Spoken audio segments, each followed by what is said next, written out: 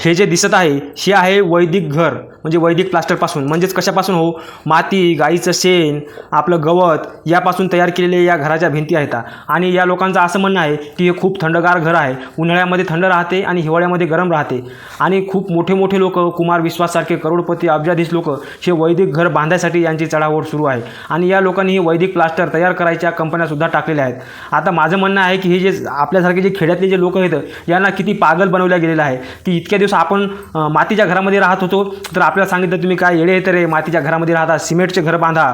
म्हणजे इंडस्ट्रियलिस्ट लोकांचा फायदा झाला. आपण मातीचे घरं फेकून दिले, आपल्या शेतामध्ये होत असलेल्या तुराट्या पराठ्यांचे घरं जाळून टाकले आणि त्याच्या जागी आपण खूप छातीफोड मेहनत करून सिमेंटचे घर बांधले. आणि आता रोजी तेच लोक काय म्हणायचं की सिमेंटच्या घरामध्ये काही मजा नाही, सिमेंटच्या घरामध्ये आपण बिमार पडतो, चांगल्या प्रकारचा ऑक्सिजन भेटत नाही, चला परत मातीचे घर बनवू. म्हणजे असली गेम कोणाचा चालू आहे, तर आपला मध्यमवर्गीय लोकांचा, की ज्या लोकांनी पाश्चिमात्य संस्कृतीकडं या टी व्हीवरच्या विज्ञानावर डोळे झाकून विश्वास ठेवला, त्या लोकांचा सगळा पागलपणाचा गेम सुरू आहे. त्याच्यामुळं आताही काहीच बिघडलेलं नाही. आताही आपल्या हातामध्ये माती आहे, तुराट्या पराठ्या आहेत, अजूनही आपल्या पाशी अजूनही आपले आजी आजोबा आयुर्वेद जिवंत आहेत.